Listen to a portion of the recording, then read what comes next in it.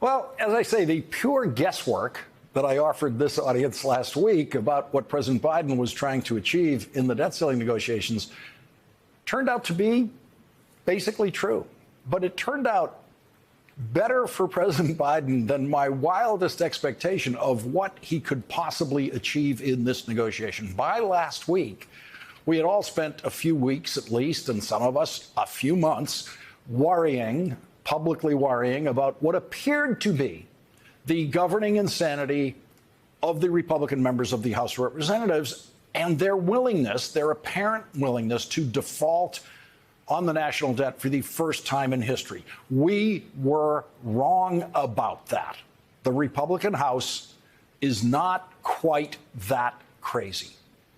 There is one thing they are not willing to do, and that is default on the debt. All of their crazy rhetoric about defaulting on the debt has now disappeared. The most extreme Republicans are just going to end up voting against a debt ceiling bill that will probably very easily pass the House of Representatives and the Senate. And that bill will remove the debt ceiling as a factor in the remainder of Joe Biden's presidential term. The very most that I thought Joe Biden could possibly get in these negotiations was 1 year. 1 year before he would have to face another increase in the debt ceiling.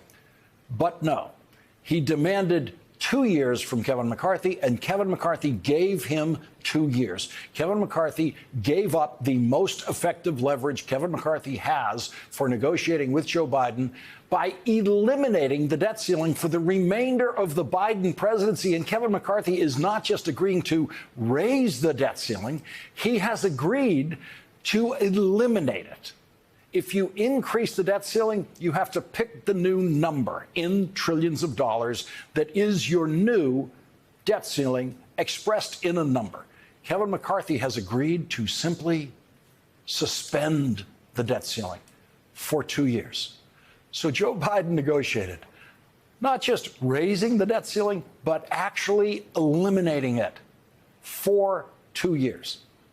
The Republican negotiating position on the debt ceiling was to suspend it until March 31st of next year. So the Republican plan going into negotiations was to have another debt ceiling confrontation exactly 10 months from now. And Joe Biden's position was, no, it has to be 2 years. And now it's 2 years. At the same time, Joe Biden managed to incorporate the basics of a budget deal into this legislation. And that was the part of the deal where Joe Biden was actually using the debt ceiling as leverage against Kevin McCarthy.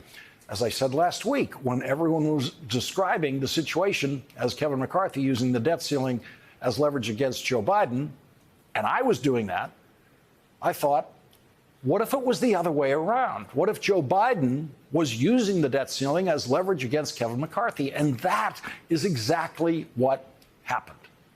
What we have discovered, and what Joe Biden was discovering before we did, is that Kevin McCarthy and most of the Republicans in the House of Representatives fear defaulting on the debt.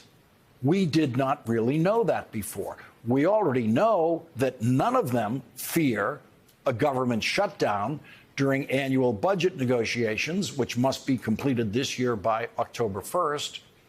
So Joe Biden used Kevin McCarthy's fear of default to negotiate the basic outlines of a budget agreement with Kevin McCarthy, now under the pressure of the debt ceiling deadline. And under that pressure, Kevin McCarthy caved. This bill, unfortunately, gives Joe Biden a blank check to sink the American people and spend trillions of dollars without any caps. She thinks Joe Biden won. We gave this administration no limits on the debt. He could go to any limit. He could go to any amount he wanted. The only people happy with this are China, who is continuing to buy debt, and then the Biden administration, which is is going rogue on spending at every level. He spent $10 trillion in 2 years. So why are we not? Am I missing something? No, he's not missing something. Joe Biden won.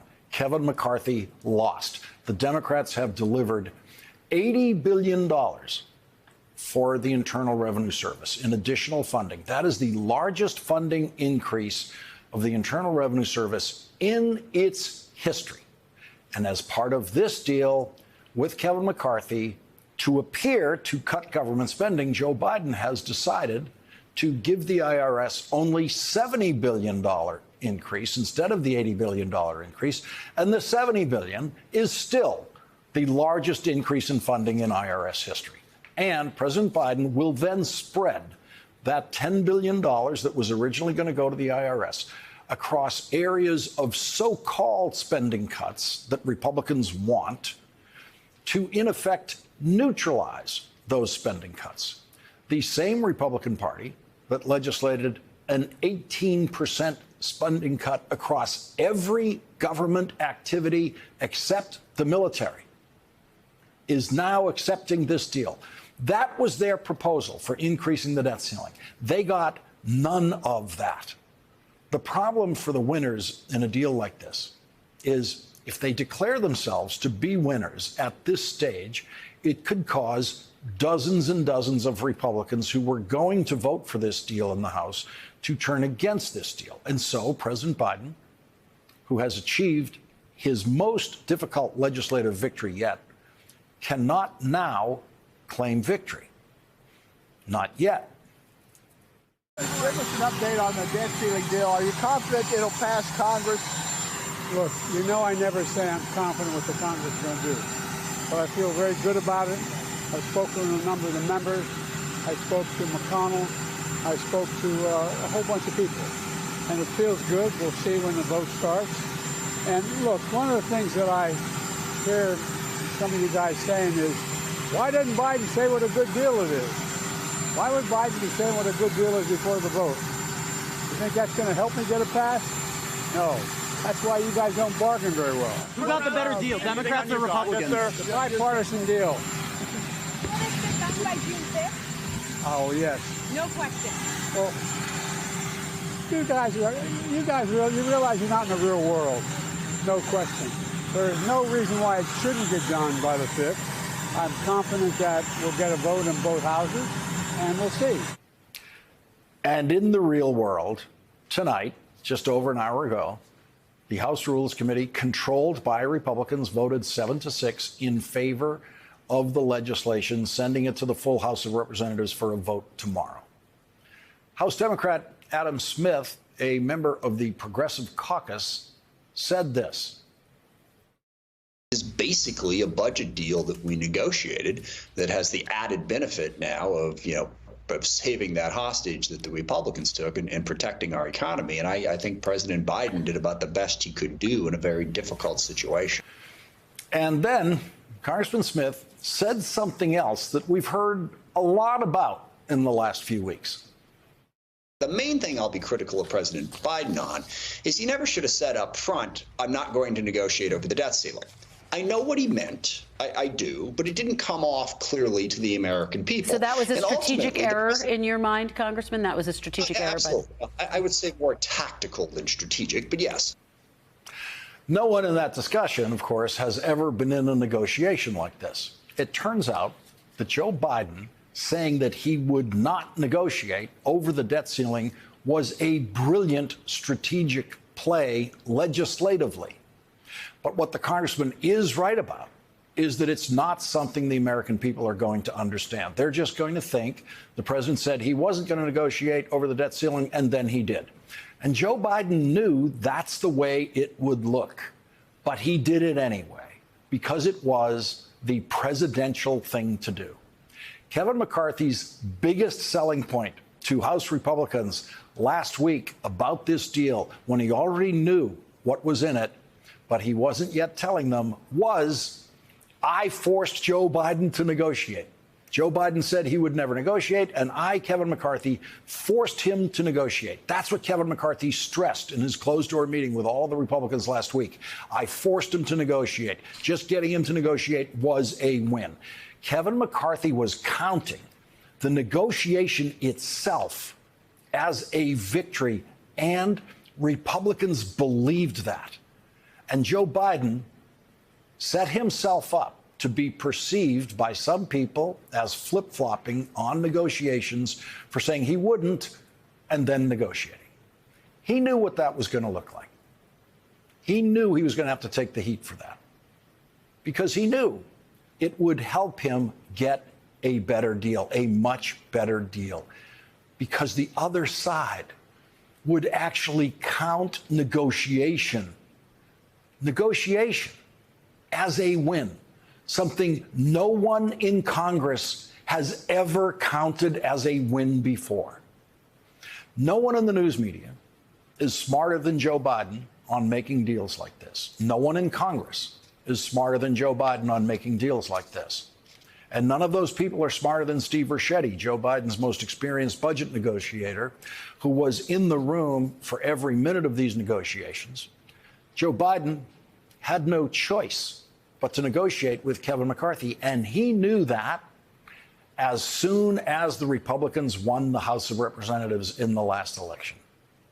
Because if he didn't negotiate with Kevin McCarthy now, using the pressure of the debt ceiling against Kevin McCarthy, which is actually what he was doing, then Joe Biden was going to have to negotiate with Kevin McCarthy and the Republicans on budget issues in the House of Representatives in September without being able to use the leverage of the debt ceiling against Kevin McCarthy.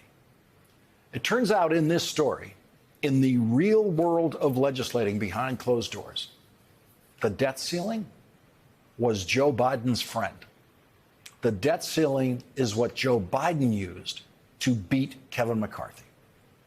When one party controls the presidency and the Senate, and one party controls the House, at some point, there have to be bipartisan legislative negotiations on budgets. It must happen. There's no avoiding it. The only question is when.